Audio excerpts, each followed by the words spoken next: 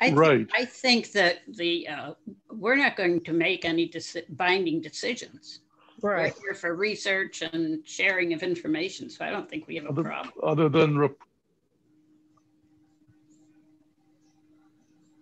on mute. We lost you, Mike. Can't hear you. Let me see. I can hear him. Yeah, I heard that. Okay. I think it was just Alan just tried to call me. And I think that let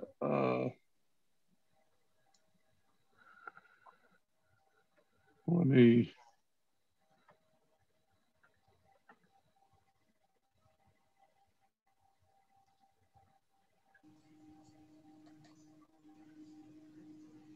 Okay, can you hear me now? Yes. Okay, good. All right. Well, he may be having trouble and he may call again. But I say we just proceed, and if we get a complaint, we get a complaint. This was planned. I was expecting the legislature to extend things, and we don't have an alternative. So I think in order to conduct the people's business, it's better that we proceed, given that we're working with the consultants here who are under a fairly stringent deadline at this point, and we ought to just continue on and hope for the best.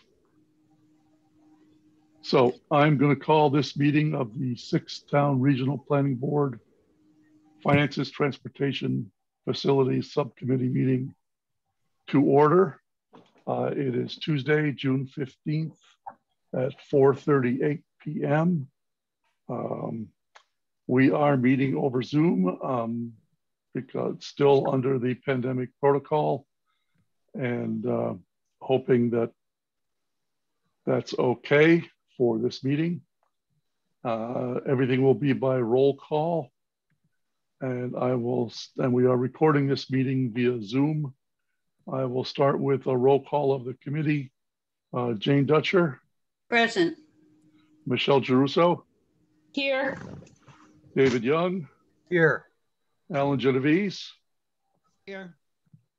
And Mike Naughton here. Lynn Reynolds is not here yet. She may or may not be able to make it. We also have Mark Abrahams and Matt Abrahams from the Abrahams Group. And next question is, do I have a volunteer to take the minutes? Once again, it's Lynn's turn. Oh, I will volunteer after next week. I'm crazed until town meeting Monday night. Okay, and Jane just did them. Unless you don't mind if they're late. Well, I can't promise that I can get them to you next Tuesday. It won't be the first time. Is that you volunteering, saying that you'll get them to us when you can? Unless Lynn comes in in the next few minutes. Okay. Well, thank you, Michelle. Let's go with that. Okay. Do we want to approve the minutes, or do we want to hold off until we're sure that we're completely legal? We do have 3 sets at this point. I think we should put them off. Okay. Okay. Unless our consultants disagree and they want to sit through it. Oh. All right, I read the room. Okay. Can I ask a question? Does anybody think that they have any additional corrections to any of them? I don't. I'm fine with moving them for the 25th, the May 25th, and June 1st, and June 8th meetings. Okay. Is that a motion? Do I have a second? Yeah, that's a motion. Anybody want to second that? Second that? David? Okay, we do have a motion and a second. If we get into trouble, we can always do this again, but any discussion? I put in all the corrections that were sent to me for last week, which weren't that many, but they're in there. Same here. I Okay. did. Oh, Yeah, did. thank you. I'd just say thank you very much. Those, the minutes look good to me, with a few little things, which is going to happen. Roll call vote. Jane Dutcher, Aye. Michelle Girusso, Aye. David Young, All right. Alan Genovese, Yes, and Mike Naughton. Aye. Minutes of those 3 meetings have been approved. So thank you very much. I'll take responsibility for just changing the name to final. And actually, maybe it's better if Jane and David send me I'll send you the final copy. the final copies, and maybe Michelle as well. Just send me the final copy with all the corrections, and then I'll put them up on the website. Okay. Okay. Next item on the agenda is the Abrahams Group. What's going on, guys? So 3 things. Can I have host? You should be able to show your screen.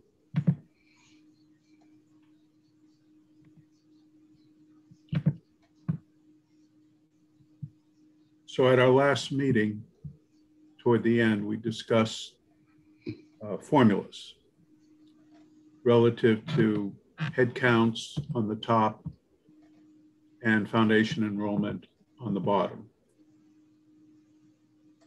We sent this to see this week, and this afternoon we got a response.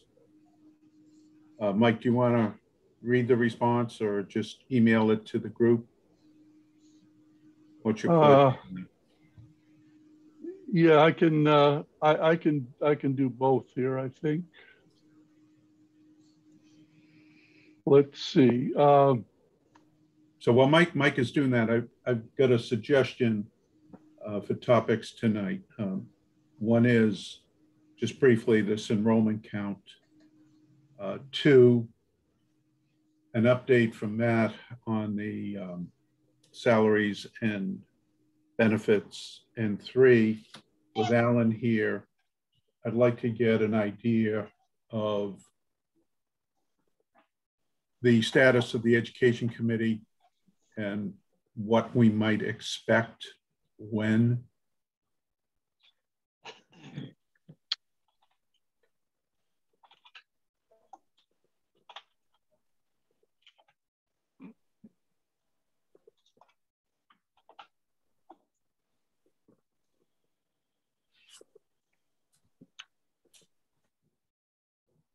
Okay, I just emailed it to everybody.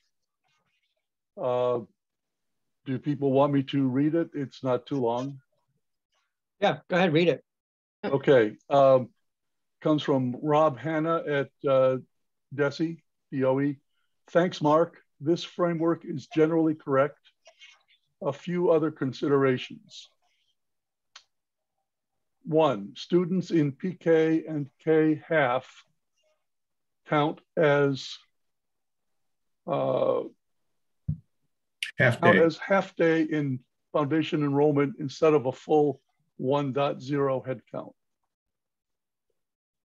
2, foundation enrollment includes students outplaced for special education to collaboratives or private schools, and they can't directly be traced back from profiles head counts.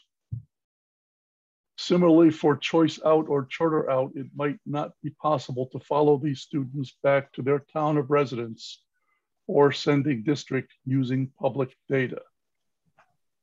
Students who are tuition waived count in foundation where they are educated.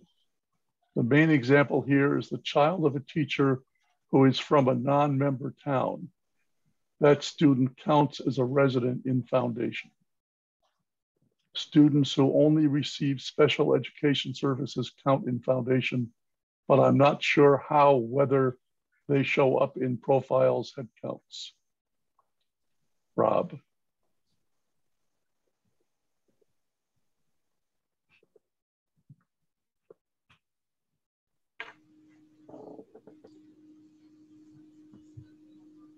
So it sounds to me as if he's saying that what we want can't be done,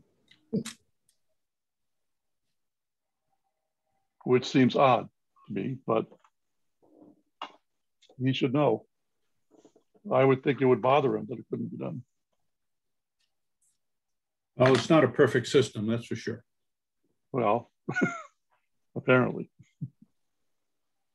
Well, did he say in that memo that they can't do it? I mean, clearly, they do count the 0.5, so you would see a 0.5, but is he saying that even though they're going to count it as a 0.5, it's going to be in the foundation as a 1? Is that what they're saying, Mark?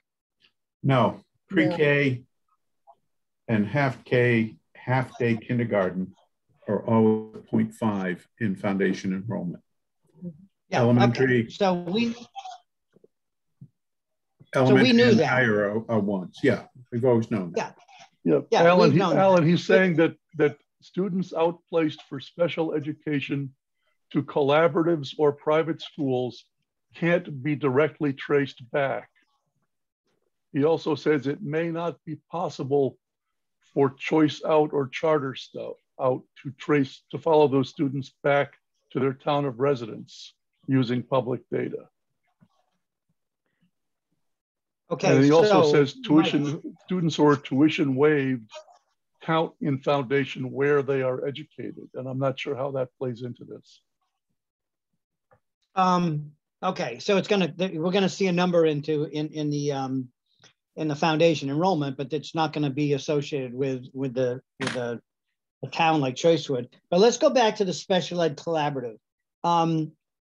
So they obviously there is a mechanism for them to capture that because that's an important piece in funding. So I guess the question might be, where do you capture that information? So if we knew what bucket they put it in, then we'd have a better understanding of that expense. Oh, can we come up with examples? Do we have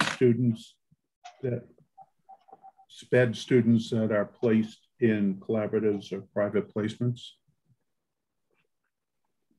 But we'd have to find one and just ask, like Joanne. Joanne's on vacation this week, but either Joanne or Tanya or somebody in the central office, or no, the special ed person, to ask the question: Do we have a student or students in collaboratives or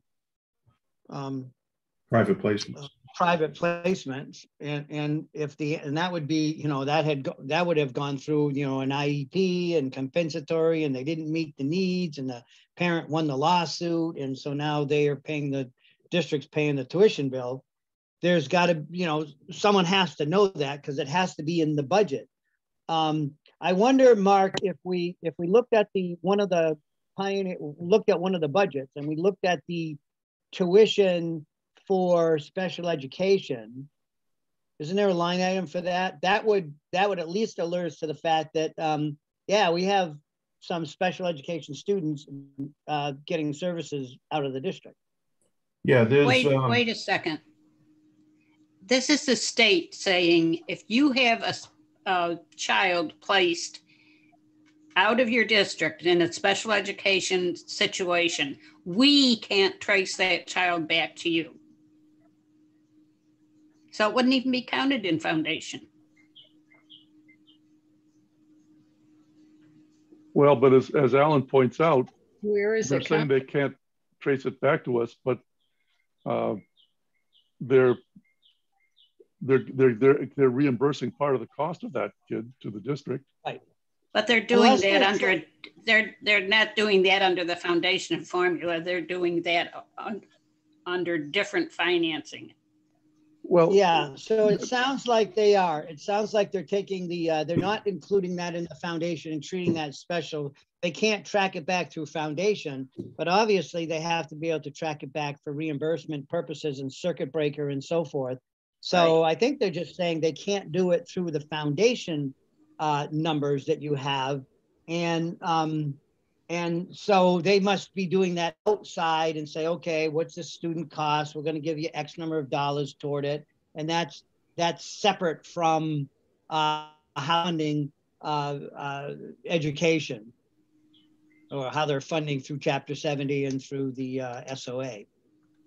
Right. I wonder, it does seem as if possibly they're being very precise. I notice he says they can't directly be traced back from profiles head counts. It raises the question, is there some other way to trace them back? Well, they have it, but it's separate from that, I think. What do you think, Mark? I think we ought to talk to Tanya, talk to Joanne, get a student that is in a private placement, get a student that is in a collaborative, give that name to Desi, and see how that person is tracked. Yeah, sounds good. That would answer our question. And if we don't have any, then ask them why that's relevant to our case. Keep in mind that in the foundation formula, SPED is a presumed number of students. So it's built into the funding based on the presumed number of students. Right. But if we're looking at enrollment, then that's a whole different ballgame. That is correct. But the districts, both districts, on the end of the year report, report out payments to collaboratives and payments to private placements. Okay, I remember Joanne saying that she thought part of the discrepancy might be SPED, but that it didn't seem to it didn't seem to be enough. Possibly the PK and K half only counting as half instead of one is a piece of it, but maybe we should just leave it that Mark, you'll look into this further. How far off are you, Mike, when you try to get to foundation? If you corrected for the pre-K, you would be closer. The short answer is I don't know. let me look real quick. I don't know how important it is that we figure this out precisely. And he's talking generally about the whole state. He's not talking about us specifically. So his answers might not even apply to us.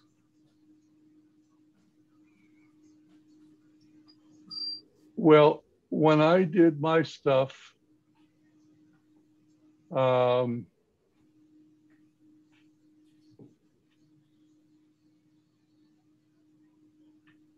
I had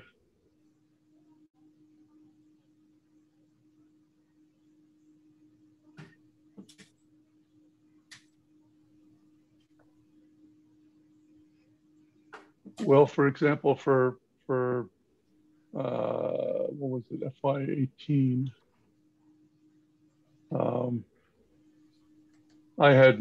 I came up with 953 for intending enrollment.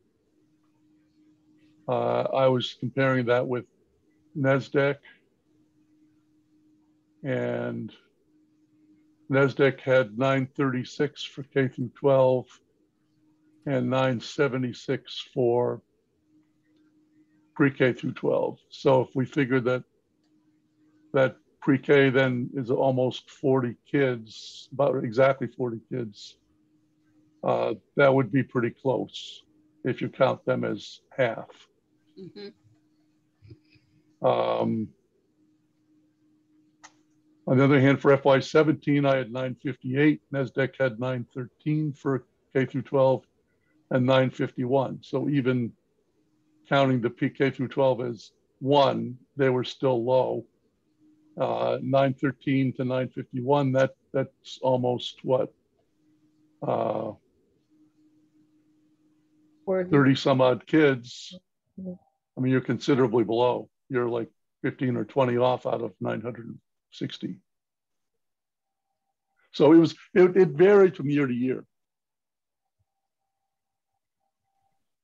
The differences varied from year to year. The differences varied from year to year. And I think before we spend any more time on this, we should decide how important it is that we know the exact answer to this. because we're not going to tell the state how to do this. We're not going to, any of us, live long enough to do that. I think that I don't think it's really that important in that we can ask the special education director or the director of operations, for the districts, and simply ask the question, do we have the people in the respective places we're interested in, and what's their projection or expectation of when that kid would graduate, because they would age out at 22. So they could take a look and say, okay, we have a kid here and they're in a private placement and they're going to be there for another 4 years, or another 3 years. So I think we would have to do that work we could get the initial data to see who's in the hopper for services. And then if anyone, else comes in, we would simply have to ask the question, and what is the cost? Because, one of the biggest flaws in the way the formula is that they do presume that you're going to have a certain population. You have over that, you get penalized. You get some relief through the circuit breaker, but they just figure that that's how many kids you're going to have, and that's what we're going to give you. So I think we would have to handle that outside, and we can work pretty much with the foundation numbers that we get. Well, to me, the only reason that we need to understand this thoroughly is that when we proposed what the new district agreement for the new district would look like, we have to propose how we're going to do the head count, if it's going to be foundation or if it's going to be something else. Well, I would do foundation. I wouldn't. Absolutely. That's definitely a discussion we should have. And at some point, yeah. And I agree. I mean, my take on the importance of this is that if we should come as close as we can, partly because it just seems to me that no, we're not going to tell the state how to do this, but it kind of doesn't make sense to me that the numbers don't all work out somehow. And if the state just wants to say, well, no, they don't, and that's just the way it is, then okay. But I'd like to clarify that really is what they're saying, that they really are saying that they don't care, that they don't work out. I think it's another question about that. Well, okay, but I want to make another point first, which is that a premise of this whole exercise is that each of our districts has declining enrollment. And a question that I've had all along is, what do we mean by that? Do we mean declining foundation enrollment? Do we mean declining attending enrollment? If it's attending enrollment, why is it declining? Is it because choice outs are going up, or because choice ins are going down, or because foundation is going down and therefore attending is going down? Because I think the answers to those questions, or assumptions about the answers to those questions, can affect our attitude about how effective it will be to merge the two districts in terms of making things better.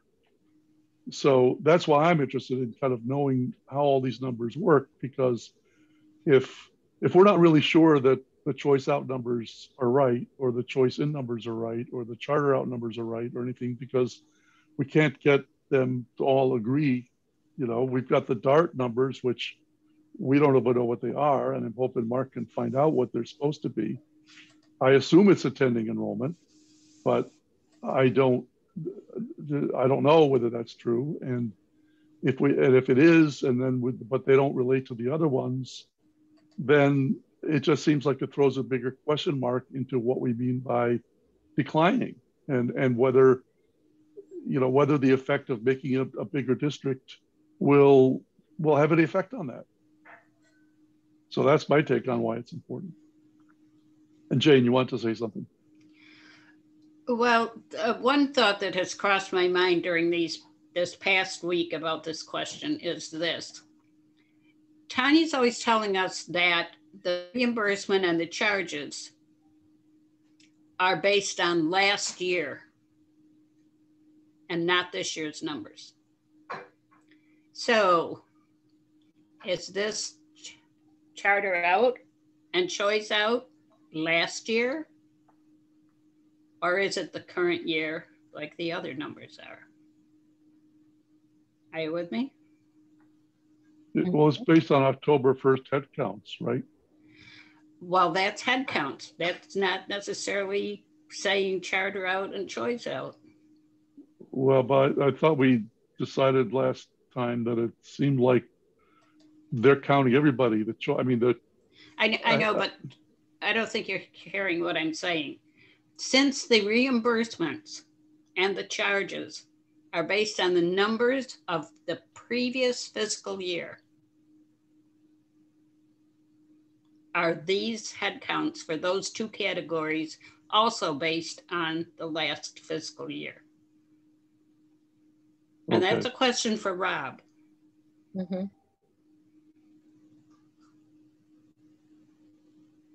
Okay, you got that, Mark? Yep. Mark, what's your take on that? You have a gut take on that? Well, recall last week's discussion that you have the October 1 enrollment report. Foundation is based substantially on that report. And then there are fluctuations in choice and charter around the December timeframe. So you have a 2-month period there, November, December, where there are changes in the choice and charter enrollment. And that was one of the questions everyone had in terms of the formula. We're dealing with 2 different time periods, the October time period and the December time period. So Mike, I think one approach might be to take your numbers and identify the source documents for those numbers and send them to DESE. And by so doing, Jane would be able to answer your question that way. It may be far-fetched, but it just popped into my head at some point, and hearing Tanya just say that, well, those numbers are last year, they're last year. How many times she said that to us? Yeah. Well, to the school committee, and I listened to it. Well, Mark, I mean, my numbers, I got foundation enrollment off of the DESE site on probably the chapter 70 page. Choice in and choice out came from some of those files that, I mean, I had gotten them previously, but the ones you sent out, I want to say a couple of weeks ago now. Yeah. And also the charter out came from a similar place. The one set of numbers that I didn't find on the DESE site was the tuition in from Irving for Gilmonte and from Vernon for Pioneer. And somebody, you guys provided numbers in your last report. And so I use those for. Yeah, we got those from Tanya and from Joanne. FY15. Okay. The question is that available on DESE's website? Right. But that's, I mean, those are the numbers that I used, and then I just put them in there, and I didn't set it up to allow for, I don't know how easy it is to, I believe it's, I don't know how easy it is to identify pre-K and K half and split those out appropriately. I think I remember seeing that done somewhere. It's on the October 1 report, and it's on the foundation budget page of the chapter 70 numbers. Okay. So what you've got is a full count. And then on the right, far right, is the foundation enrollment. What you can see is that the pre-K and half-day kindergarten are counted as 0.5s. Okay, and I guess one question would be whether those play into choice in and out and charter out. Because otherwise, I'd say they don't really matter, because the foundation enrollment is the foundation enrollment. So on the October 1 report, choice students are reported separate. Okay. So anyway, but that's where my numbers came from. Right. So, and I did all these numbers. I had done up through FY20 and haven't been able to update it for 21.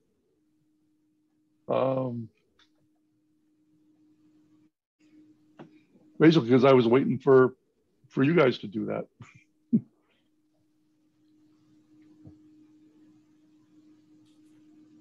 Well, why don't you send me your numbers so I can look at them? Okay, will do. Let's move on. All right, Matt.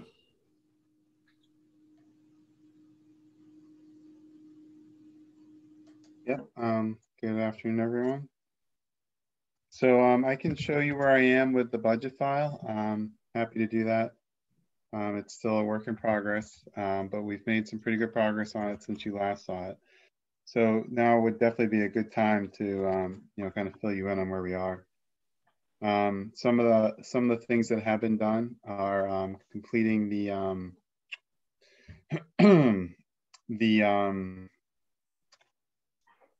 sorry, I got sidetracked there. The salary piece on the teacher side. So you may recall last time that we had pulled in the salary information for teachers for Pioneer Valley, but we hadn't yet done that for Gil Montague, and we have done that now for Gil Montague. And I'll show you that. So we have it at the detail level, meaning by individual teacher, so that teachers could be moved in and out. That's meant to represent one row for one teacher. And then we go summary level when you kind of do it from maybe a subject standpoint or a grade level standpoint. So we have that totaling the data from the detail tab, and I'll show you that. I think you've seen that before, but I'll show you the updated numbers for that. And another thing that's been worked on is really a first pass at like the true combined budget. And the way that was done was by pulling in the different line items from the Gil Montague budget for FY22 and the Pioneer Valley budget for FY22 as well. And I can show you that as well. And also another thing that's been done is a very first pass at trying to get at the benefit information. You may recall last time when we talked about how it would be nice to be able to track benefit information at the teacher level, at the individual level, because it's really needed at that level. It's a big cost, and it would be great if it could be tracked at that level. So I've come up with a way to do that.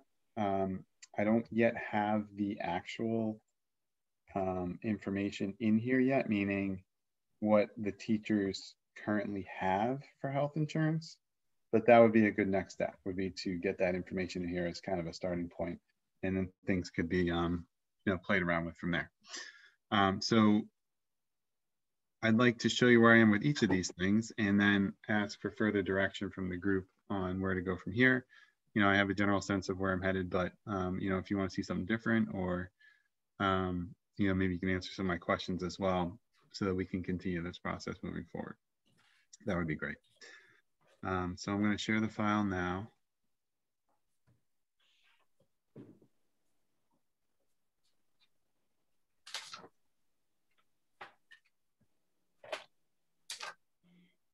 And everyone should be able to see it. If you can't, please let me know. All right, so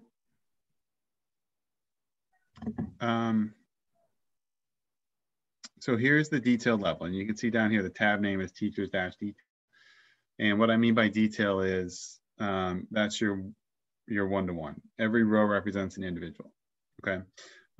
We have the individual's FTE here based on what's currently in the budget for Gil Montague or for Pioneer Valley. We have their lane here, and we have their step here. These numbers can be changed. Actually, one good way to do it would be to make these drop down so you can just select them rather than type something in case something were to be typed incorrectly. So let me make a note there. I can do that.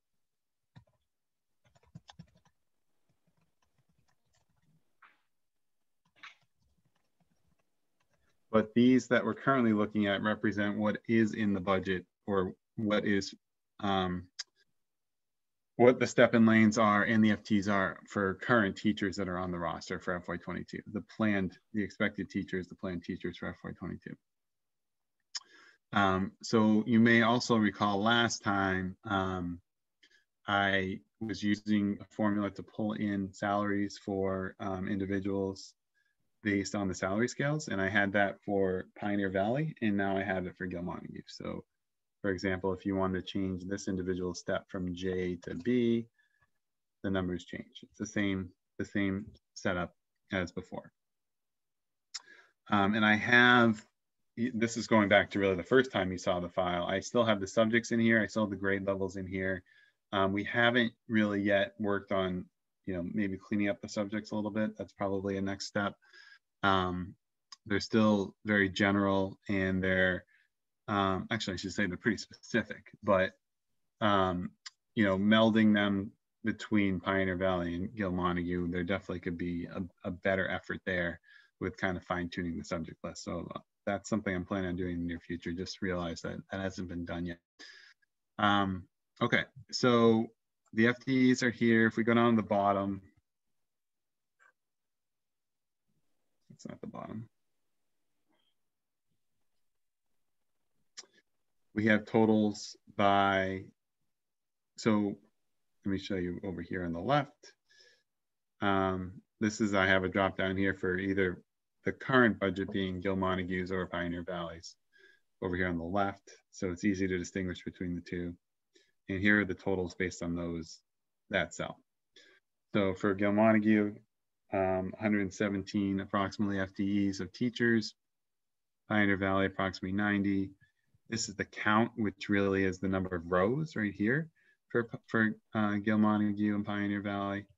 There's your salary total, and there's the salary to be funded from the general fund. Longevity or other, we're calling it. So anything that's general fund that isn't salaries here, and anything that's that is funding for these individuals. Funding's not the right word, but personnel costs maybe for these individuals that is not general fund would be in this column, and then the total over here. Okay. So if we go summary level, this tab doesn't look a whole lot different at this point. We probably could go further on the summary level, but right now I have it based on fund, location, grade level, and subject. So you're going to get totals based on those 4 things. All right, so if there are multiple teachers at the elementary level for Sheffield, for example, this row, they're going to get rolled up together on this row. So you get 6 individuals, you get 6 FTEs, and you get the total salary here. But something as specific as a subject of French Latin, for example, that's probably going to be in its own row at the summary level, because there aren't 2 of those people. You can see over here, there's just 1. So if we need to go higher level at the summary than this, we could, but this is where we are currently because we got so specific with the subject. That's the way that this tab is laid out currently. And then if we go down the bottom, you see your totals again, and I just did a check to make sure that those lined up. Back to the detail tab. This is the area that I'm doing health insurance. And I did drop downs. So I don't yet have in here who has what, but I made it flexible such that you could choose the plan and you can choose whether it's individual or family and the dollars populate. So, you know, once we know, it'll be easy to get those in there. But also on top of that, this is some of the flexibility that we wanted to provide to you, that, you know, if someone has Health New England and you want to see what the cost would be if they went through a different plan, you know, you have the ability to play around with that. We have it over here for dental as well. Less dollars, much less dollars. But it's there, and then, you know, there's the life insurance option if you want to have it. Those are small dollars as well. For Pioneer, that's down below. I noticed that I didn't have the plans for dental and life, but I was able to pull the health and the type. I'm calling it type, whether it's family, individual. Well, I guess based on this, there's only one option, but if you went,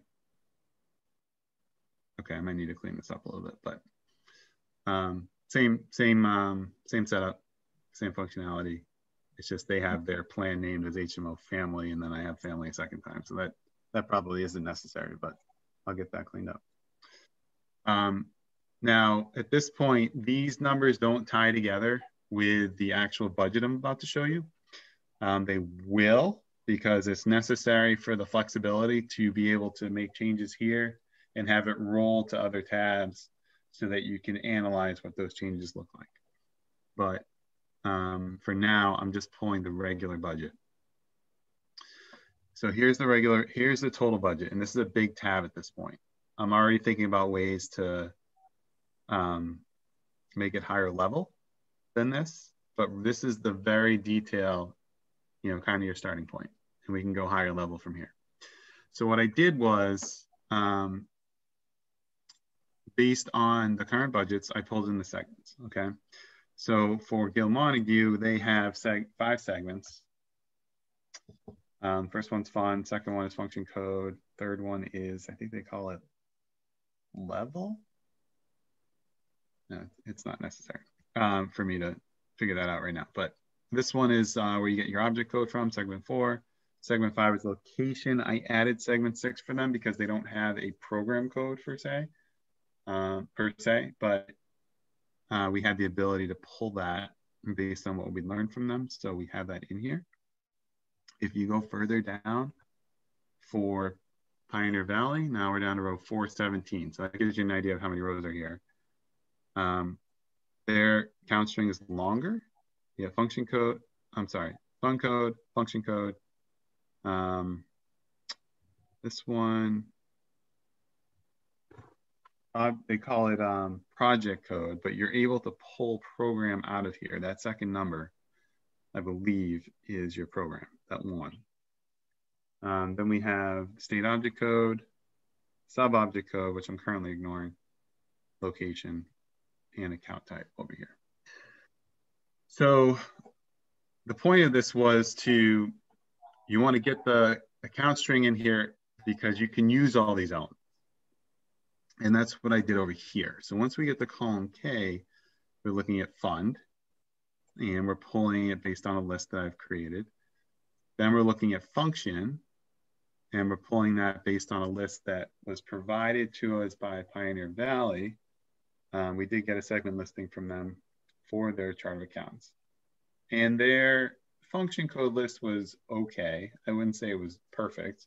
I had to do some modifications to it to make sure that all the codes were being picked up. But then on top of it, they're using some function codes that aren't really function codes, or at least not options on the end of the year report for DESE. So at some point, this could definitely be cleaned up, but at least I got them to all link to that list. And I'm pulling in the function description here so that if someone were to look at this, they understand what they're looking at without knowing the code. when we go over to the right a little bit more, this area is your state object. So 1 is your professional salaries, 2 is clerical salaries, 3 is other salaries, 4 contracted services, 5 supplies and materials, 6 other expenses, and then they have a few other ones in here, but the 1 through 6 are the ones that you would typically, that you see on the end of the year report.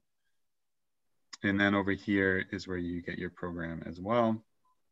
And I'm pulling in the dollar amount from the tabs that the districts have provided, just so we can make sure we have those dollar amounts in here as a starting point. And at some point, presumably these numbers would change. So if we go down to the bottom, now we're at 650 rows. That's a lot. So one of my questions for you today was going to be, thinking about this, a better way to present this data. I could see it maybe by function code, just totaling them up. I could see it maybe by location. I could see it by both. There are different ways to present this data. I think maybe we consider doing all of those things. And once you set it up once, you just link to this tab and it'll pull the numbers in appropriately. So it's easy to maintain once you get it, once you get that established.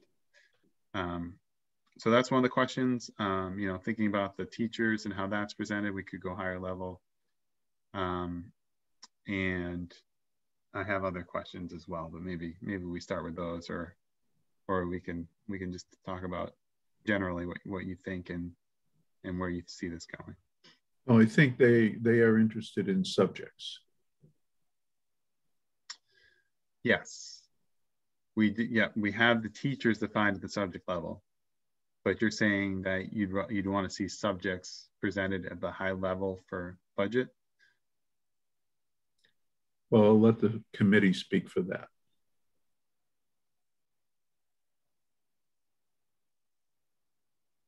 So Mike, maybe we turn over to you right now. I'm happy to walk you through anything further, but that was what I planned on showing you. So I'll take any questions, comments, but I'm just looking for maybe a little bit more direction so we can get honed in a little bit better on exactly the data that would help you the most.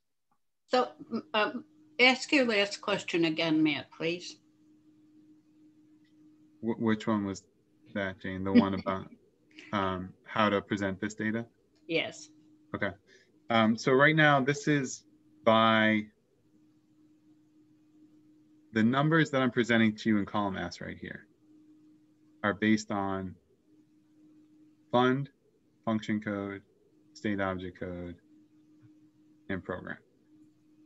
So because we have that specificity in here, we're looking at over 600 rows of data, which makes sense because that's how the districts do their budgets.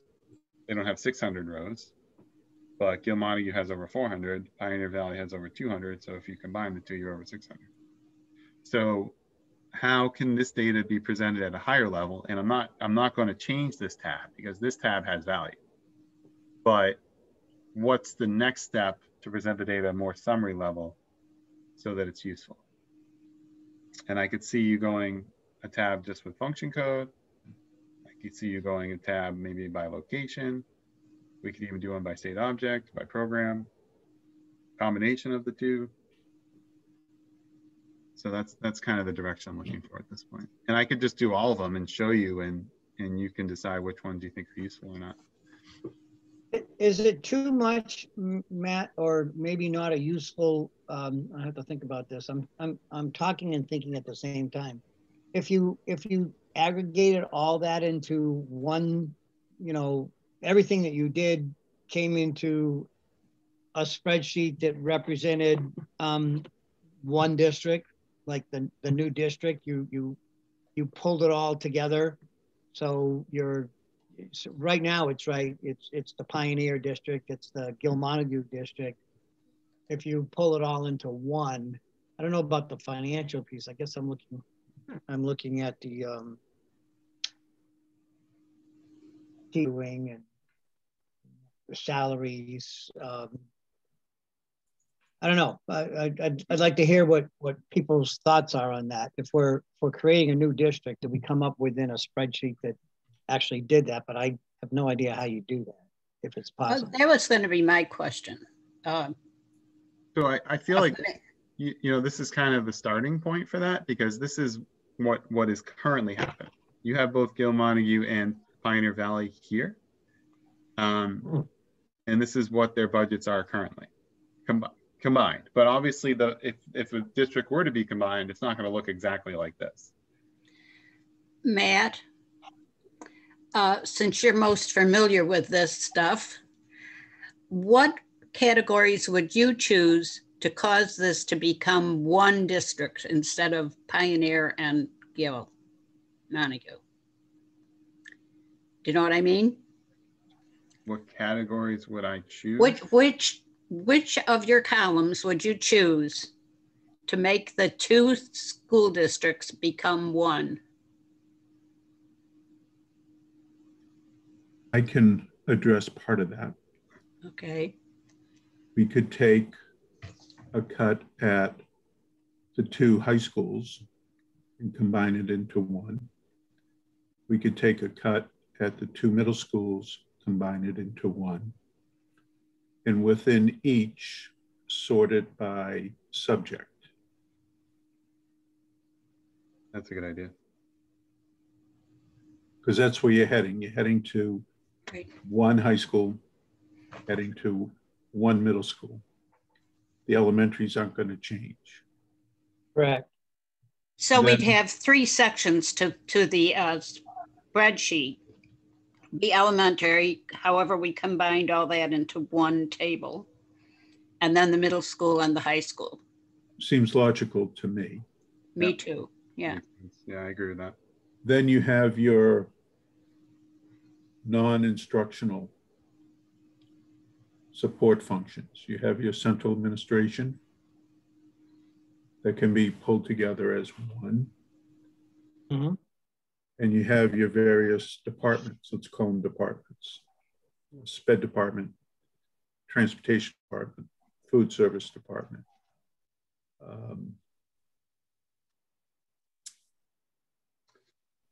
You'd have transportation. One. Yeah. Yeah, I like this. I like where we're headed here.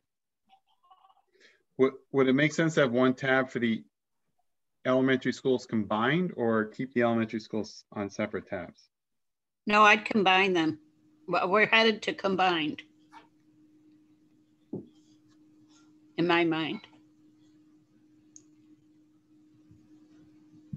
And that the ultimate budget would be divided among the 6 towns. It wouldn't be, here's your elementary school budget and this is what you're going to pay for. I don't think that's our thinking.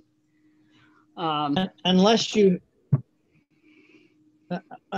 had the elementary schools in your, how many are there? There's 1, 2, and what do they have? 2 elementary schools? Gil Montague? Yeah, so if you has 3, don't they? I thought they had 3.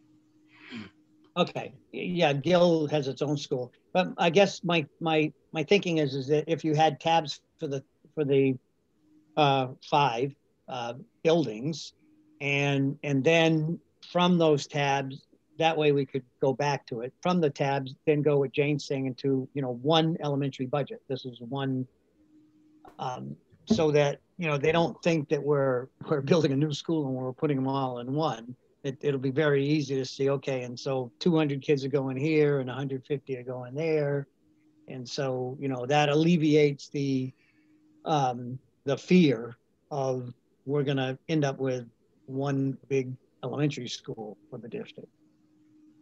That makes sense. It also makes sense from a management standpoint down the road, because each of those elementary schools does have and will continue to have its unique needs. How many kids are in kindergarten, how many are in 5th grade? I don't mean, right. Just normal everyday needs are going to be different in each school. The heating cost is going to be different in each school, so keeping them separate and then having a summary sheet for elementary, which gets pulled into the whole budget. That makes sense to me. Yeah, I like that. I like that too. I do have a clarifying question. Matt, you had pointed out there's 650 rows here, which is basically 400 for Gilmontague and 200 some odd for Pioneer.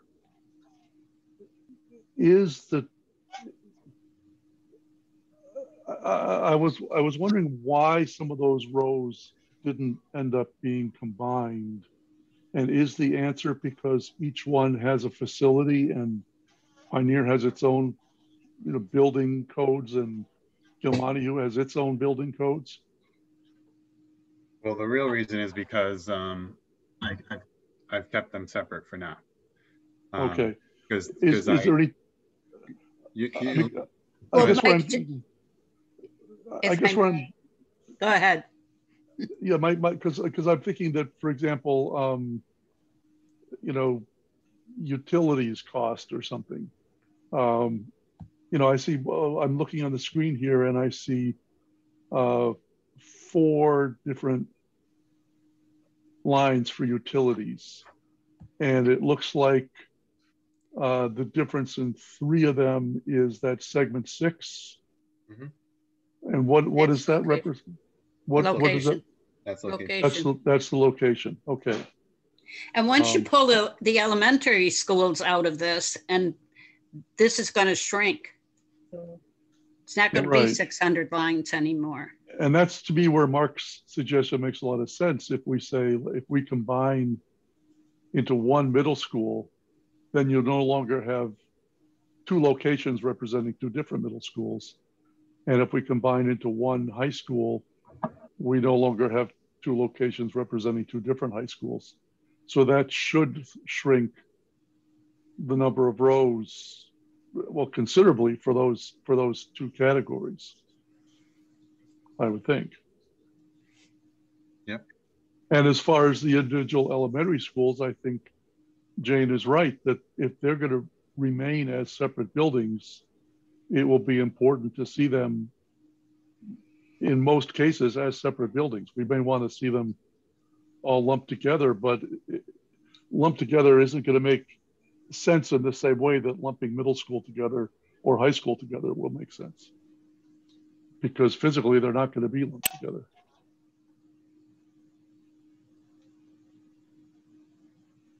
What that accomplishes, though, it gives you a total budget for the elementary, and then you can go back and see how it feeds in from each one of those buildings. So I think it would be useful. Yeah, I agree. I have a question for the committee, which is, if what we're looking at here is taking the existing budgets and combining them into one big budget using basically similar coding, how important is it for us to be able to play around in this environment by, for example, switching people's health insurance or changing their step or level or whatever? I'm still learning the terminology here. I see those things as being important when we're looking at a theoretical combined district that is not the same as the 2 existing districts simply added together. I'm not sure I see the usefulness of playing around with the existing districts, because the way I see it, they are what they are. And I'm not sure we would want to say, well, suppose we take this person and give them a different health insurance plan, or suppose we take this person and assume they've got a different degree. They don't. So I wonder if that might save Matt some work. I mean, because it sounds, Matt, as if you're trying to make it easy for us to be able to play around at this level with those things. And if that's going to be sort of part of making it easy to play around in the theoretical combined district space, then fine, it's not a problem. But if you're doing that because you think we're going to be wanting to do that with the existing budgets, a question I have is, for the committee is, do we think we want to be doing that with the existing budgets? Well, my response to that would be that so when they come up with their best view of a new salary schedule for the professional staff, and so we have a new salary schedule, and then you look at going back to where people are, where they're going to be placed on that. As soon as we place them on that, we will now be getting aggregates and running totals of how, what the bottom line to that will be. So it'll be a really nice, clean way to be able to sort of superimpose, take that information, put it into our existing spreadsheet that Matt has done, and it would give us some powerful information fairly quickly. Do you agree with that, Matt, or do you not? No, that's one of the things that this could be used for, and I would assume it would be used for. So right now we are linked to existing salary schedules, but a step in the process is going to be exactly what you talked about, Alan. There's going to be presumably a different salary schedule that would be used by a combined district, and functionality can be used for that. So we would turn and we would point to that table rather than the current tables and pull those numbers in. I think once we have the combined table that we talked about and some information from education, we're probably going to see that we have too many staff. So one of the things that we might be able to say is that, who am I going to pick on? English? Each school district has 7 English teachers, and we certainly don't need 14 English teachers in the combined district. So we would be cutting down the number of English teachers we had. And that's maybe not a good example, but I have to start someplace.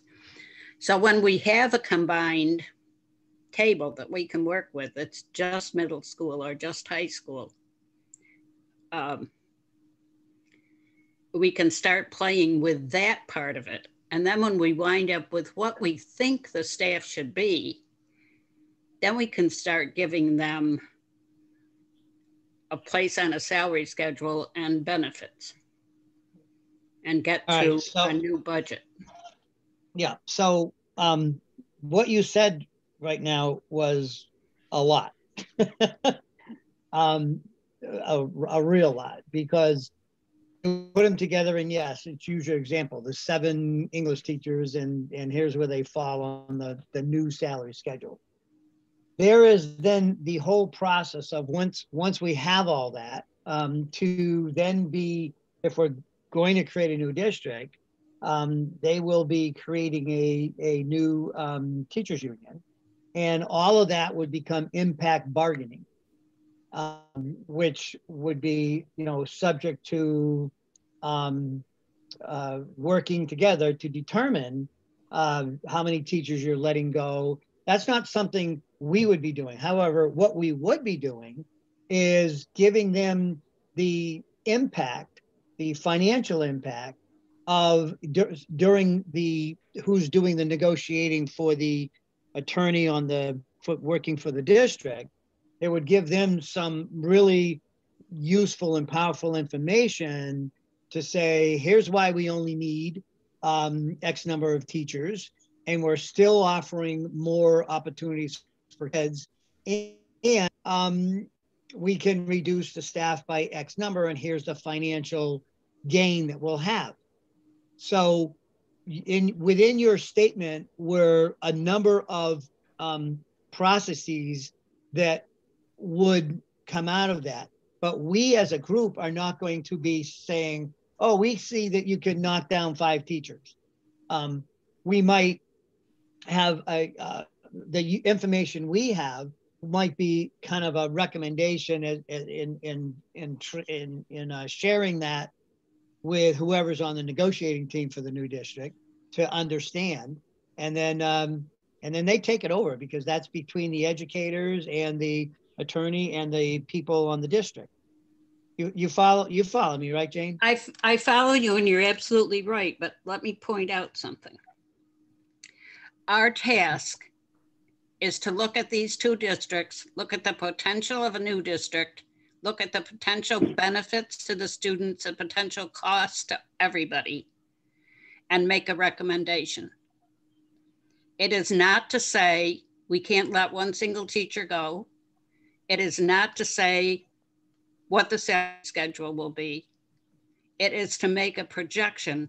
And then I don't even know if this committee would be the continuing committee that would then begin to actually develop the district. We might be, but maybe we wouldn't. Maybe some of us would be tired and not want to keep going.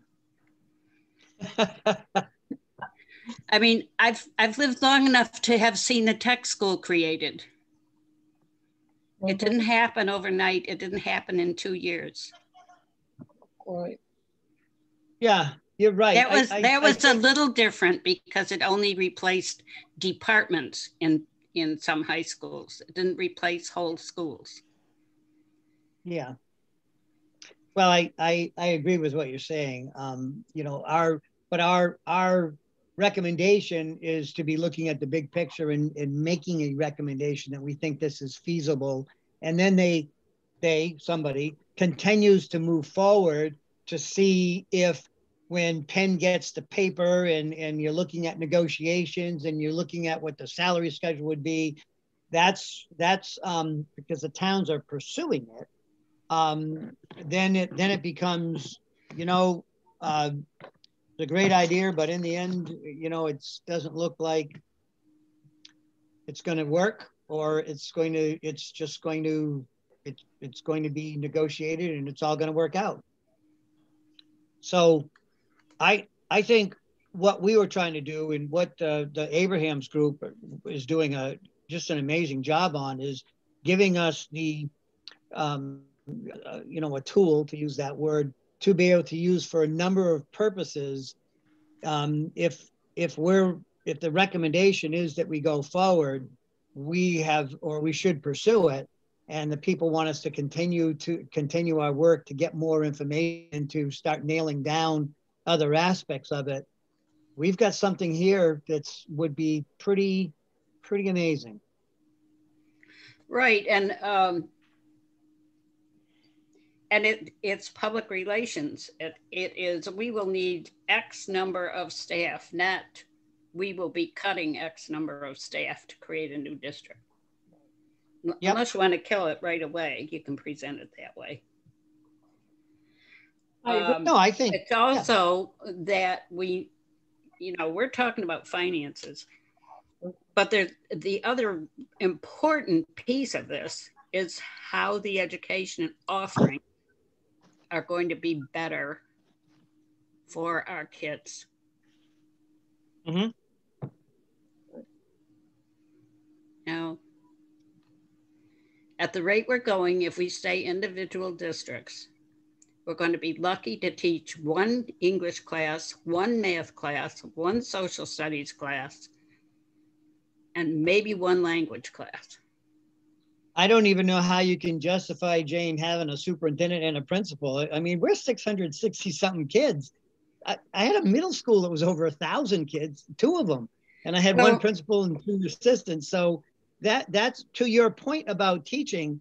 I think what we will discover is we can actually teach more courses, more opportunities for kids to learn, and do it with perhaps fewer staff, because if you can't run a course with 5, but you pull them together and a teacher can now put those together and offer a course, that's going to free up time in that person's schedule to, instead of teaching, 4 11 student classrooms, that's going to free up time for that person to now have maybe another 2 sections to offer something that the kids couldn't sign up for. Right. So and that brings me to, well, I'll talk about education in a minute. So Matt, I think you're on a great track, you and Mark, on how you're approaching this. Do you have any other direction you're looking for from the finance subcommittee?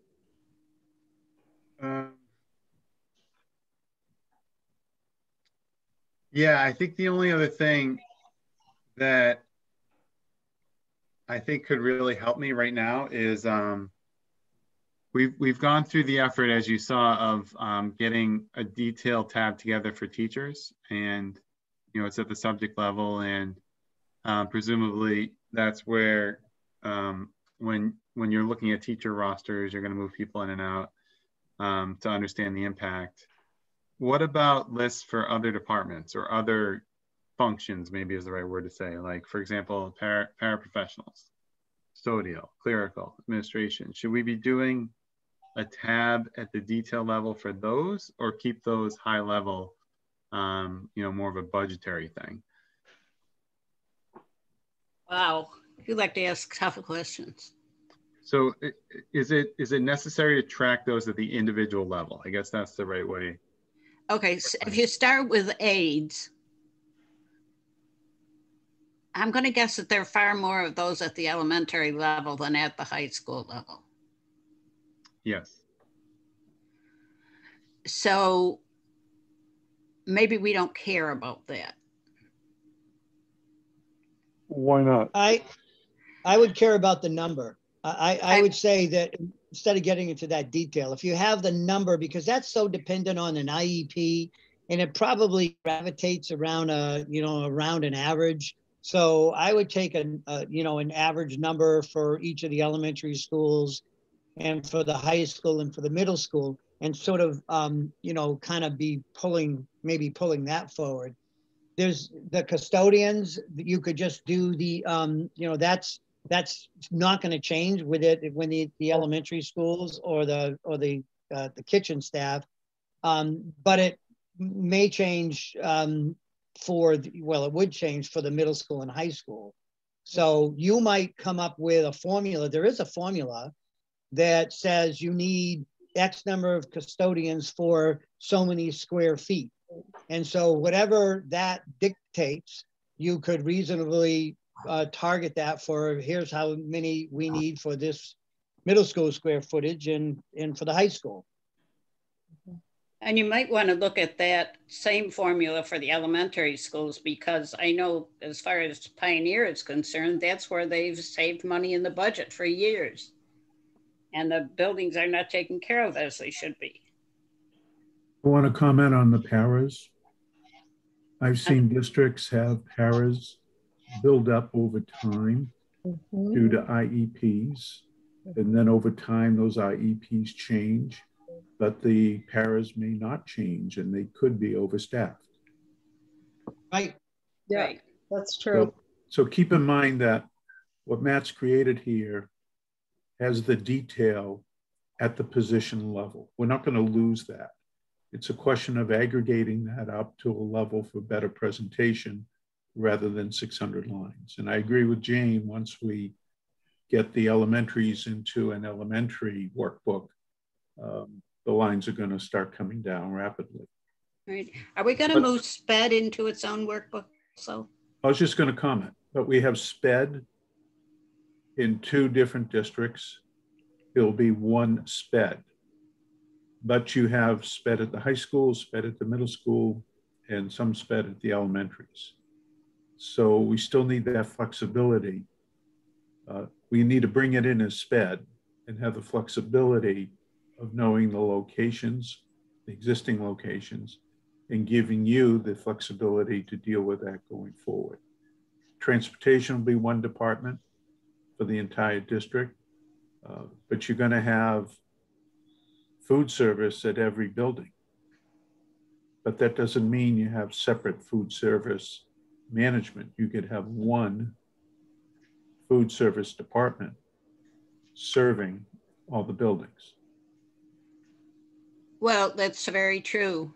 My mother was a pioneer in that in a school district in New York State, where she was the head of the service that cooked all the meals in one building, and it was all transported every place else that it was needed. Matt's got to leave saved soon. that district lots of money. Matt's got to leave soon, so other points for him. But the guidance area, support staff secretaries, vice principals, deans of students, superintendents, business office, and all of the individuals that go along with that. Right, one payroll system. I don't know, what do you want to call that, Matt? Administration? It's Central office is a good term for.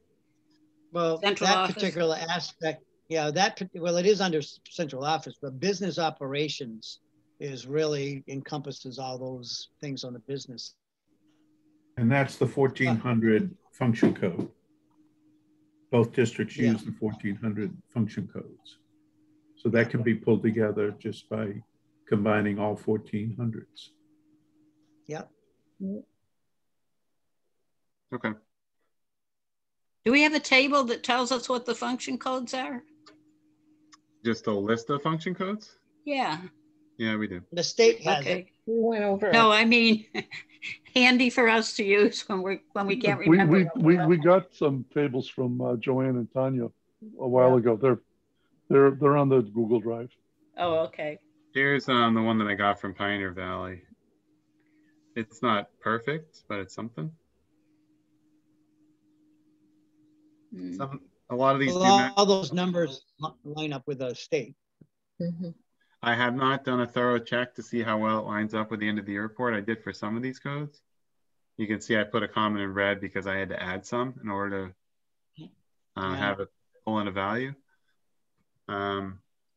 That's something that could be done over time, but we haven't done that yet. But that would be a good exercise at some point. For example, this 2936 right here, I'm guessing that's not an actual function code. That doesn't seem like that's no. One. That seems wrong. Yeah, it doesn't. Yeah, it doesn't sound like it should be in the 2000 account. No, it's not instruction. Exactly. Right. Yep. So yes, there are codes. Another thing you could do, Jane, if you really wanted to, whenever I have function code questions, I sometimes go to the end of the year report because they're defined really well there. There's also a document that DESE maintains on an annual basis with all the latest function codes. And that document's great because it dives into a little bit more detail about what each of the function codes can be used for reporting purposes. Yep. And actually, I have that document handy. I don't think I have the latest one, but I have one that I could send to the group if that's beneficial. Well, it sounds like we're on track. Mm-hmm. One other question, since we're talking about function codes, is there a way to have AKA in terms of what their code they're using versus where it actually, what the actual number the code should be according to the state? I wonder if there was, maybe if you had you got your column A that is all the district, and if you had a column that denoted what the state would be for that, because I would hope the new district would line everything up with how the state codes it for state reporting purposes. It would make it a lot easier. So I think Matt, you should send them the DESE chart of accounts. And yep. In it, you'll see there's 9 major function codes, 1000, 2, 3, 4, 5, 6, 7, 8, 9. 1000 is administration, 2000 is instruction, et cetera, et cetera. Within instruction, you might have 50 different function codes. You could summarize everything by these, just suppressing the last 3 digits and summarize everything to the 1000, 2000, 3000. You lose some detail, but the detail is still within the file because we have it by individual person. Right. So I think the challenge for next time is for you to think about you want this data presented. We can sort this by elementary, middle, and high school. And then within that, we can sort it by function code. And within that, we can sort it by subject. And the subjects will fall within the 2000 area.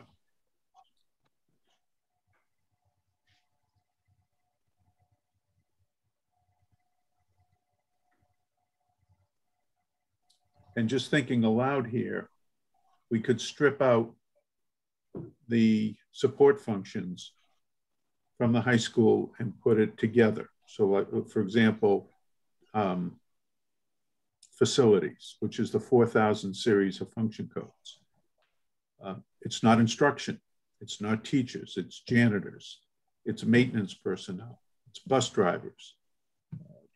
So that's another cut. So you could get central services, you can get SPED, transportation, and food services, facilities, as well as your core high school instruction, your core middle school instruction, your core elementary instruction. Yeah, and also the 3,000 would be interesting. I don't know what they have for health services in the different schools, how many nurses and stuff they have. Yeah, that's student services. It also includes transportation. Yep. All right, Matt, you got enough for next week?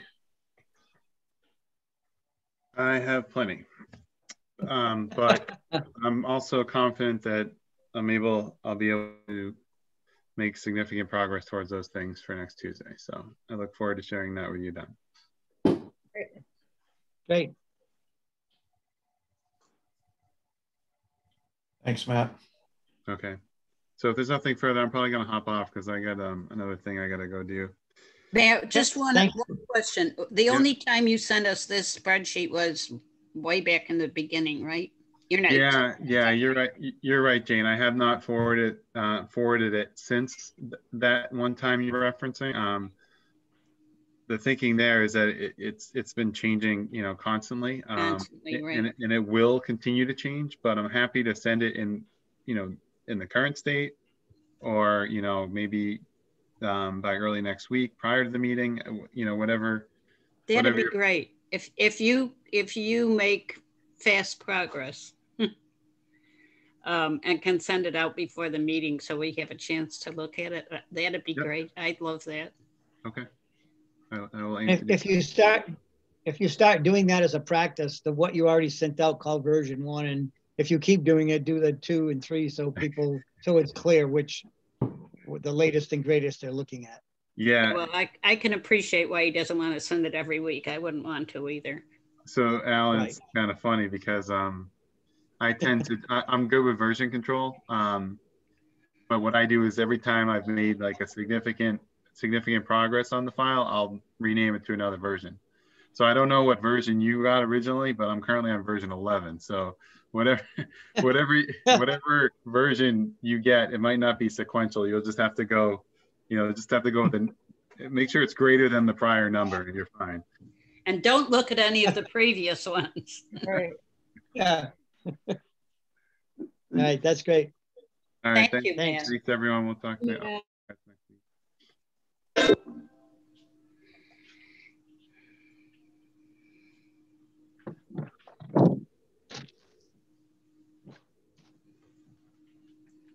So I have a few more minutes. Alan, you want to, well, Mike, it's your meeting, so go ahead. Well, do you have more stuff for us, Mark? No, that was what I wanted to cover, but I wanted to make sure that Alan, whatever's coming out of the Education Committee is consistent with what you heard tonight. Well, Alan, you want to talk about education? Yeah, when you say is consistent with what you're doing, I'll tell you what you're doing is just exactly what we wanted to happen in the scope and sequence. I believe they had a meeting yesterday. My internet with the storms and everything going on, I didn't have anything. So if they did anything and people had the internet, I don't know what the result was. Just a couple of things. Letters had been sent to the legislators and the senators from the towns, requesting, and not just these towns, I guess in the Berkshires as well, requesting an extension on the grants that the districts got for this kind of planning. And so I know that Greg sent one out to all of the senators and so forth in this area and the representatives. I sent one out today to the senators in the conference committee, to Michael Rodriguez and Cindy Friedman and Patrick O'Connor, to basically to ask for an extension. And it basically said, we got this in March, and it has a hard shut off, or I didn't use those words. I just said it's difficult to complete the work that we're trying to do in this endeavor. And so I asked for an extension, and then I referred them to the language that's presently in the conference committee. I asked them to retain the language that the Senate has. So just to give you a heads up, that may take a little bit of pressure off in terms of if we have some additional time. And I did, I don't think I referenced it in that particular thing that, we might be using any additional money for a facilitator. But so at any rate, so that's in the hopper. We'll see what happens. I'm kind of thinking that it might get some traction, and they may extend it. For the education subcommittee, Mark, tomorrow I will send you what is going to the newspaper, which is the PR committee they looked at it. Jane saw it. Deb Pote from the education subcommittee gave me some feedback in terms of where she felt they were. And Mike, I don't know if you had a chance to look at it yet, but I did. I sent you an email. Okay. I saw Jane. Yeah. Michelle, did you have a question? No, I said it was very good. Okay, so that'll head out tomorrow morning, and so the public will be alert to here we are. But I can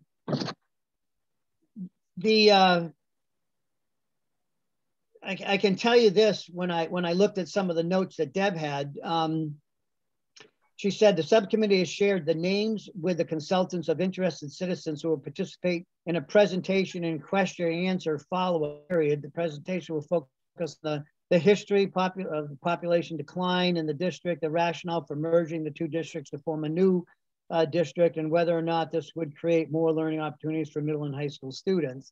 The consultants will also create a survey, and that will be to glean more information that the education subcommittee will be going out in the fall to, collect more information. The Mars and Abraham group have met with administrators from both districts, and those exchanges of ideas will help to explore the challenges and potentials that might result from a newly formed regional school district. Once the consultants complete their work, we'll begin engaging the constituents and so forth. So, and then a crucial piece of this is the ongoing understanding of what impact a newly formed regional district will have the quality of education available to the students, and the learning opportunities, the financial implications of the towns, and it says in here that and I get it doesn't say for comparison, but you're projecting out what the probably more gaining a deeper understanding. Let's see. The primary goal is a regionalization plan was to offer more learning opportunities and activities for the students, middle and high schools in both districts. Finance committee, subcommittee, working on many of the aspects that will impact the towns and forming a new regional school district. This also includes researching the financial projections for each district and how that translates to the respective town's responsibility to appropriate funds in the future, should they decide to keep the status quo. A very new approach in this research is working with the consultants, Mark and Matthew Abrahams, to develop an Excel spreadsheet tool that will assist the planning board in making their own assumptions in the future, and so on and so forth. So I think, one of the big parts of this is being able to play forward. If Pioneer maintains the status quo, God, I'm gonna have high schools that are twice their size when I was a superintendent with all the people they have. If we were to take that and we would take Gil Montague and then we compare it to what would it look like for, you know, a single district, that will be pretty powerful to understand. I just don't know how they will continue, each district, but particularly Pioneer, will continue to go forward if their numbers continue to drop. Jane's right on point when she says you're going to need one teacher for each. You might have one teacher teaching 3 subjects. It's something has to change. It just can't continue unless there's a huge change in the foundation formula or whatever. And I don't think people are going to really get it until they see how much money they're spending on so few students. I'm sorry, so basically, where is the education subcommittee? I think that talking to Jay, I guess Jay is, I wasn't invited to the meeting, but I knew they were having one. If they had that meeting, Jay would be a pretty good, and I'll send it to Jay as well. So he'll see what was going out there. He'd probably be a pretty good one to touch bases with. And feel free to call Deb Pote. I can give you her number if you you know, want to hear directly from her what she thinks the expectation is, what's going to come out of. Ideally, we were hoping that their information on what they would like to see as you know, courses and how that would improve the district would work over to you financially, and we'd be able to then, you know, get a more accurate picture of what we'd be able to offer with the same, more or fewer dollars. And that was one of the things we were hoping, but I'm a little bit disappointed that they are not further along, and that in my last meeting with the consultants, they hadn't had the conversations with the various groups, that they're just doing that now. And when I asked the question, Mark, about, well, what did the superintendent say? I basically heard a lot of excuses on, they were talking about COVID and they didn't have a lot of time. And you know, Deb was not happy with that. She said, well, that was not your charge to hear what they could and couldn't do and what they're dealing with. We don't care about that. What we care about is what's their vision? What do they see would be the benefits? And she kind of spoke her mind on what she thought was going to be happening in the 2 months that, or a month and a half, that the education subcommittee sort of stepped away, because they had a meeting on April 12th, Mark, and they had a pretty clear agenda on what the consultants would be doing. And when Deb referenced the minutes that sort of outlined that, and had in the questions that they wanted, the 7 questions that they wanted the superintendents to answer, they didn't have any questions that resembled what the education committee came up with. They came up with 5 of their own, and they weren't very pleased with that. So right now we're working together in a collaborative way to take the information they have, see how that can now be reworked in order to get the information that we need. And I think they're working hard to get there. And I think there may have been some missteps that I think we'll be able to get back on track. So I wish I had a different answer for you, because if things were rolling out as they are with you and your son, I think I'd have a totally different answer for you. So they didn't meet regularly. They kind of went off and were working off what they thought was a scope of sequence. We had an attachment to the agreement and an amendment that basically said you'd be working with the education subcommittee to basically nail down what it is you'd be doing. And it doesn't look like, you know, that was a document that they really got familiar with. So we're trying to get back on track. So the extension would be very helpful in that respect, to maybe get caught up a little bit, but I don't know. I'll give Jay a call and try to see how much ground they were able to cover in the last couple of weeks. Okay. Where are you with Alan, question for you. Is there a chance of getting stuff from the Education Subcommittee posted on our website? I don't see any minutes after sometime in January. And they have met since then, right?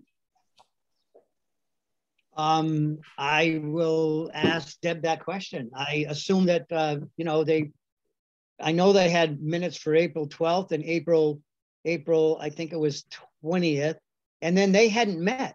They had sort of the marching orders for the consultants and were not meeting and assuming that the consultants were using, you know, the attachment and using the minutes of April 12th to, you know, to carry out those items. So I saw that as potentially some lost time. So they hadn't met. If you're looking for minutes during the next block of a month and a half, there wouldn't be any. Well, yeah, but there would be presumably something for April, right? I mean, you say you saw them, right? April 12th, April 20th, I think they were, top of my head. And then nothing, because they hadn't met. And the consultants, I don't think, have been giving them anything either. Alan, where I don't see any videos either of meetings. So I just curious. I mean, I wondered the other day what they were up to and went to look, and there was nothing to look at. So if we want to keep people informed, might be good. I mean, David had mentioned that he points people to our site regularly, and that, you know, they go there looking for stuff, and they won't find much for the Education Subcommittee. So just a comment. I distributed leadership. I have Deb's a, you know, a really smart person, and she's, you know, kind of taken charge as you have. And so I made it clear that I was stepping away because I saw the work going forward with the consultants would be best served by the two, you know, subcommittees, because it was really focused work. So I don't know if they were recorded, but I know there was a long period that they were waiting for feedback from the consultants. And when they did meet with the consultants fairly recently, so there should be something there. I was at that meeting. There was a presentation that the consultants did, and I know they were disappointed in what they did. So we had a follow-up conversation with Deb and Jay and myself and Paul and Mac to get on the same page. Okay. How long ago was that? That was, let me look at this calendar that is just filled up with. That was not Too that slow, long you ago. can't find anything, right? Oh, honest to God, I'm sure yours looks like this too. I don't keep one like that anymore. It's all in my phone. No, okay. Well, things change so much, and I have to see it in the morning to organize my day. That was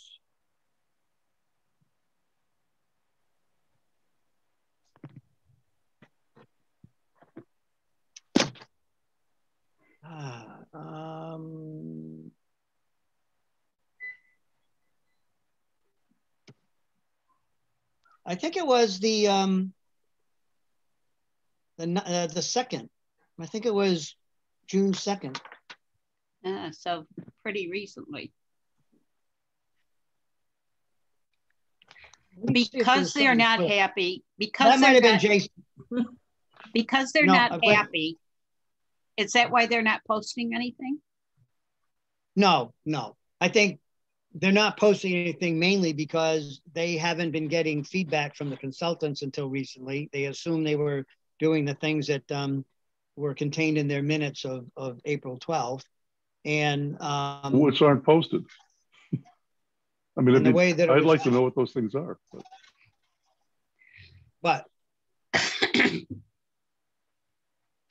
I'm sorry, Mike, I missed that. Well, you say they assumed that they were doing things that are in the minutes of April 12th. The minutes of April 12th, I don't see them on the website. Yeah, so I'll give Deb a call. I'll give Deb a call and get them up there, because I should be able to just pull this out because it had everyone. It was major. It was a major meeting.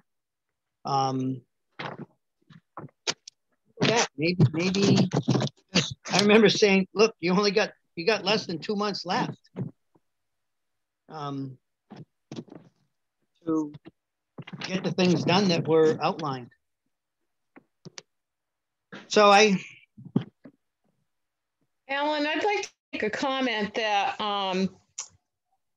you know, we've been talking financial and people will see the financial part, but I really think that for parents to move on this, to be involved, they've got to see the subjects.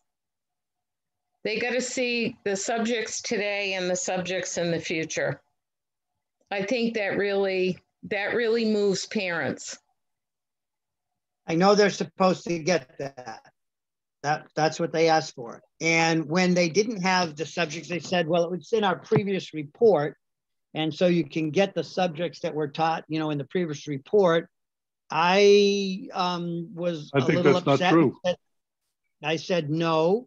I said, that's not what my expectation is. And I said, and you shouldn't have to spend a lot of time on this. You can simply go to EPIMS, or you can have the technology person who's in charge of the data in the 2 districts. They can pull information on what's actually being taught by teacher and subject, and from the EPIMS report. And you can get that very, very quickly without spending a lot of time. So that should not take you hardly any time at all. Talking to the teachers and talking to your groups to get what would you like to see, that's what the consultants should be doing. So we see what is, and we see what might be possible. And to that point, when I met with them, can't believe I can't see this right now, they had not had any meetings with constituents. Alan, I'd like to add that they say that it's in the last report. What I remember in the last report was they went to the websites of the 2 districts and pulled down all the things that might be offered, and said in the report, well, actually, not all of these things are offered. And I don't remember anywhere where they had a list of what actually is offered. They did offer a list of, I think there's a chart somewhere of FTE by subject for the existing districts. But that didn't list courses. That was just, I think it was one of those fit on a page charts of FTEs. I don't remember which one. That's what I remember. And they've got to interview choice out parents. Why are they choicing out? Yeah, I hope that we get the extension, because I think that, you know, they would like to give us, you know, something meaningful and to help us. So, you know, the follow-up conversation with Jay was very positive. Alan, where are you with the state and the potential loss of Chapter 70 with the merging of the 2 districts? You know, I dropped the ball on that. I was gonna write a letter to the state. Was that what I was doing? I wrote a letter for you to edit. You did? I did. I did a search. Check back a couple of weeks. Okay, and I'll do a search in my email if I don't have it. I'll bet you're not the first person. The rest went pretty easy. What? I see. I bet Mark can send you a fresh one pretty easy. Easier to find.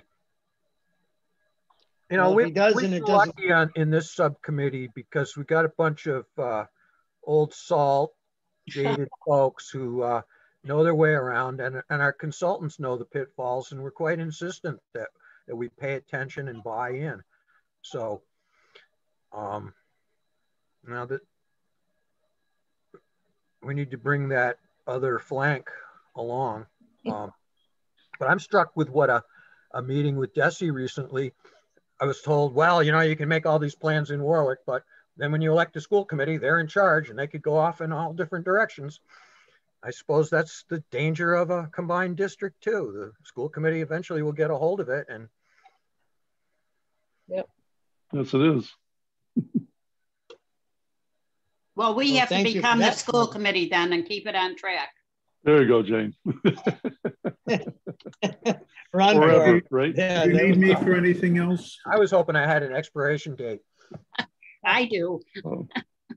Well, Thank you, Mark. The only, I don't know if Mark wants to stay for this or not. We should talk about our next meeting because given the fact that the state of emergency is over, we have to start meeting in person until we hear, at least until we hear otherwise. And All that right, could Mark, be, you want to go? Mark, you need to go. So we can send you the information on when we'll be meeting again. Well, we'll be meeting with you, right? On we have a setup for Next Monday. June 20. Next Monday. But I wasn't planning on driving up Oh, I had 2.5 to- hours. No, I was going to say Mark and Matt don't have to drive. yeah, for sure. Well, Mark and Matt don't have to drive, but the rest of us do. And Oh, the so the rest of us question do. is, Well, that- Yeah. you know, going forward, are we going to want to be meeting in person every single week? I'll let you And decide that. I think we Not will if we need to can do help something next week. But I think that Mark and Matt should be prepared to have fewer meetings with us going forward. Well, they can still do a Zoom meeting we can still have a Zoom meeting with them, even if we are in person. We can be in person.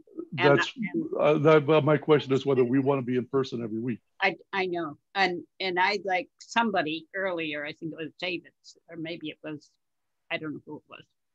Said, Mark, I'm assuming that the legislature is going to take a very positive vote in our favor. So I think we should just plan on a Zoom meeting. I think we should too. I forwarded to the committee members an email from Senator Comerford's aide updating the process, and now both House and Senate have passed something, and they either have to bring them to conference, but neither has adjourned. Both bodies are recessed, and in the next 24 hours, I think we could have resolution. I personally would prefer, if it's legal, to continue to meet by Zoom. I would agree, but I want to get clarification here on this. I wrote down that the next finance subcommittee meeting was Tuesday, the 22nd at 4:30. And I know now that the 21st is a select board meeting at 6 o'clock. No, There's another one. No, it's not. When is it? We're meeting monthly, Alan. I know, and you have the 21st as the next time we meet. I don't agree. Tell me I'm wrong. You're wrong. Okay, that's why I said I'm not going to be around That's fine. the 21st. You can still, with even if the rules don't change, you can still phone in as long as I have two in the room. Okay, so when's not for the everybody next select here. board meeting? I'll work that out with the chairman. Relax. Okay, okay. All right. So we Well, are meeting on the so- 21st. Alan, my You guys, let's meeting talk is about Monday. I can't be here. what's that? Our annual town meeting is next Monday at 6, so I won't be here. We'd have Which is why we had it on- meeting on Mondays. I don't know. We're talking. We should. David and Alan talk about Monday some other time. Okay. We'll talk Tuesday at 4:30. That's what we've been meeting. Oh, I'm happy to proceed on the assumption that we can do it via Zoom, but we need to find out by probably Thursday, because if I have to make other arrangements, Well, I don't know what we'll do. I mean, Well, we can meet at the. Well, we can post it. If we can't meet by Zoom. I can assure you we have. You need me? No, I apologize, Mark. No, Mark, I thought I I think we heard can you go. say Monday. I'll send that to I you. thought you said. Good night. Thank you, guys. Thank you. Ladies. We could post it for a Zoom meeting or an in-person location if Zoom is not approved by the legislature. Right. Well, what we need an in-person location then. I'm pretty sure that I could offer our town hall. I can check and let you know in the morning. And we have, and there's internet there? Hope so. Yes, there is. That's practically in the middle of civilization to those of us. Almost. Yeah. Okay, and can everybody get there at 4:30 on Tuesday? I'll be in Kentucky. Well, you'll have to Zoom in then. Yeah, hopefully we'll be able to Zoom, but otherwise we'll have to put a quorum in the room. Right. Can you come? Yeah, I can. Michelle and Mike. Yeah, I'll try to get there for 4:30. I should be able to because town meeting should be done and all. Well, I hope it is. Yeah. I hope it doesn't last more than 24 hours. No, they don't put it till the next night. Hey, Michelle, ours went 54 minutes. I saw that. My goodness, you guys are efficient. Yeah, we have 2 contentious things on ours, though. Wow. We always have at least one. Not mentioning any items. Okay, well, Jane, if you could check on that, external to I'd appreciate it. Rather interesting. I'd like to make sure we do have a backup just in case. Right. I'll check in the morning, and I might not be able to get an answer till tomorrow night if the town coordinator decides that the selectmen should hear it first. But they meet tomorrow night, so that's okay. Okay. Well, that's plenty. If I can know by Thursday, that'll be good. Yeah. All right. And everybody knows where town hall is. Mm-hmm. No, I don't. You don't. It's right on Church Street. It looks like a little church. Between the fire department and the gas station on the same side of the street. Okay, and Church Street, basically Berniston. That's Route 10. Route 10. Okay, is Church Street. Okay. Yes.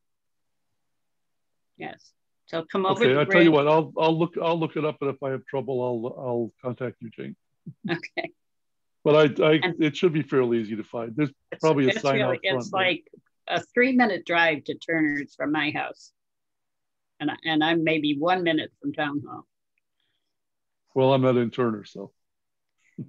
Oh, okay. Well, and I don't admit to driving that fast. That's pretty fast, Jane. Yeah. What, Jane, 1 minute is too Street, fast? Maybe it is. No. Is Church Street the left, right after the gas station on the left, or whatever that building is? No, Church Street is Route 10. Church Street is Route 10. Oh. Town hall's right on Route 10. Okay. And David is right. It looks like a church. Has a steeple with a clock. It has a clock tower, excuse me. Right. Okay. All right. Okay. Well, you're looking for a motion to adjourn? I think at this point, unless somebody has something else. So moved. Second. Okay. All in favor, roll call vote. Jane Dutcher. Aye. Michelle Giarrusso. Aye. David Young. Aye. Alan Genovese. Aye. Mike Naughton. Aye. This meeting is adjourned. Thank you very much. It is. Have a good trip, Alan. Yes. Yeah, thank you. See, I'll be working very hard the whole time. I found it. and I hope